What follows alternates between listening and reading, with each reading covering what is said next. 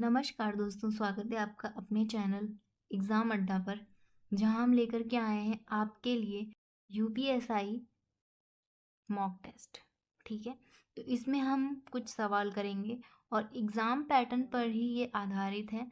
इसमें 4 ऑप्शंस होंगे और थोड़ा सा एक्सप्लेनेशन भी हम देखेंगे, जिसमें हम दे सकते हैं उसमें हम देंगे। ठीक है, तो चलिए हम शुरू करते हैं अपने पहले क्वेश्चन की ओर।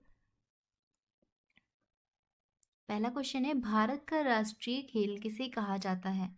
ठीक है, तो एक सेकेंड हम इसमें देख लेते हैं क्या करना है।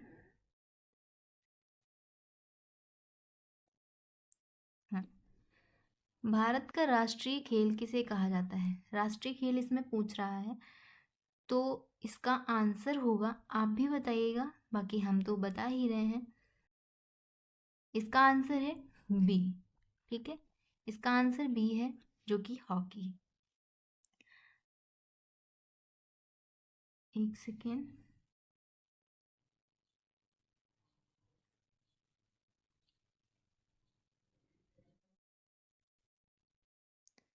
हाँ, भारत का राष्ट्रीय खेल हॉकी है।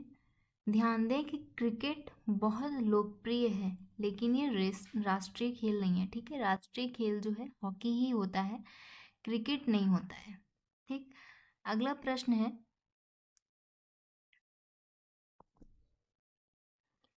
रामचरितमानस का अ, हाँ, रामचरितमानस के रचयिता कौन है? ठीक है, रामचरितमानस के रचयिता कौन है?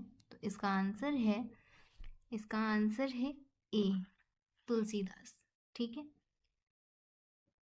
ये एक अवधी भाषा में की गई थी। इसकी रचना जो है अवधी भाषा में की गई थी। अगला प्रश्न है हमारा, 1857 के विद्रोह की शुरुआत कहाँ से हुई थी? ठीक, तो इसकी शुरुआत जो है वो दिल्ली से तो नहीं हुई थी बिल्कुल भी। तो इसका आंसर है बी, मेरठ। मेरठ से इसकी शुरुआत की गई थी। कब की गई थी? 10 मई 1857 को मेरठ से विद्रोह शुरू हुआ था। ठीक है, इसके बाद ये दिल्ली और पूरे उत्तर प्रदेश में फैल गया था। अगला प्रश्न है, हरित क्रांति का संबंध किससे है? तो इसका आंसर आप भी कमेंट करके ज़रूर बताइएगा। इसका आंसर है बी, अनाज उत्पादन।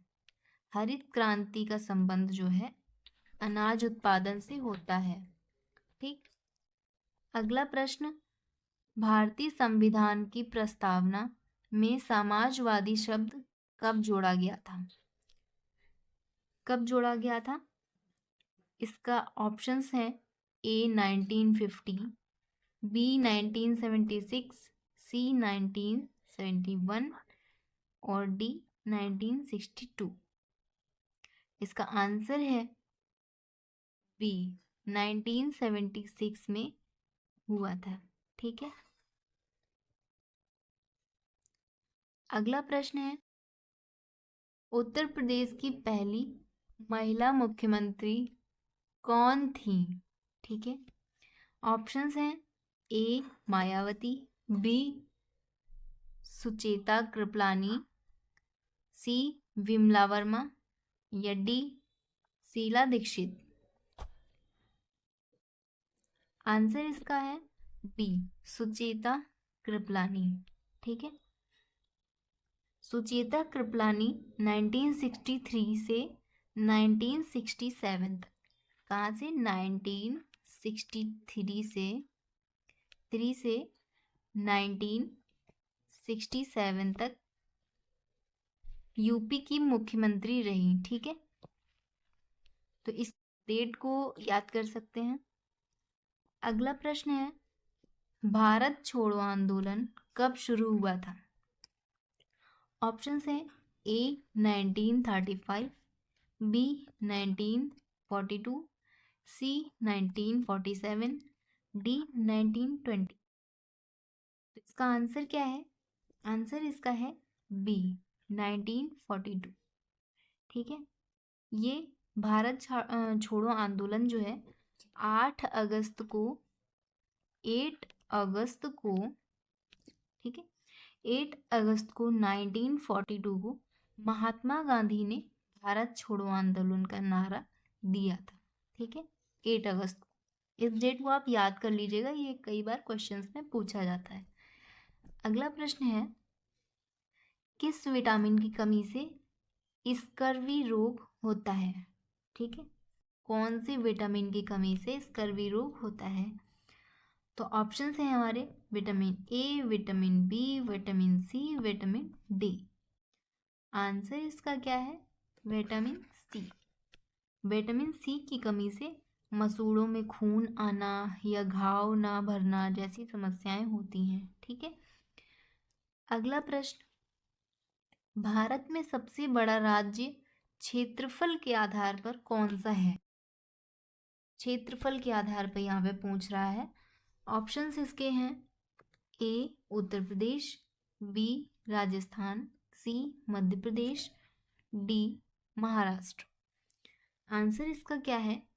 आंसर है इसका बी राजस्थान। ठीक है, राजस्थान भारत का सबसे बड़ा राज्य है, जबकि सबसे अधिक जनसंख्या वाला राज्य उत्तर प्रदेश है। ठीक है, अगले प्रश्न में हम बढ़ते हैं। अगला प्रश्न है, गुप्त वंश का स्वर्ण युग किस शासक के समय था? ऑप्शंस हैं, ए समुद्रगुप्त, बी चंद्रगुप्त प्रथम, सी चंद्रगुप्त द्वितीय, ठीक है, या फिर विक्रमादित्य भी बोल सकते हैं, और डी है कुमारगुप्त। तो इसका आंसर क्या है? आंसर है इसका सी चंद्रगुप्त द्वितीय यानी विक्रमादित्य। ठीक है, अगला प्रश्न है, जीवाणुओं की खोज किसने की थी? A Robert Hooke, B Antonie van Leeuwenhoek, ठीक है, C Charles Darwin, D Louis Pasteur. Answer इसका है बी एंटोनी वैन ल्यूवेनहॉक। ठीक है, अगला प्रश्न है, भारत का पहला उपराष्ट्रपति कौन था? ए राजेंद्र प्रसाद, बी डॉक्टर सर्वपल्ली राधाकृष्णन, सी डॉक्टर जाकिर हुसैन, या डी वी गिरी। ठीक है, ये इसका आंसर क्या है?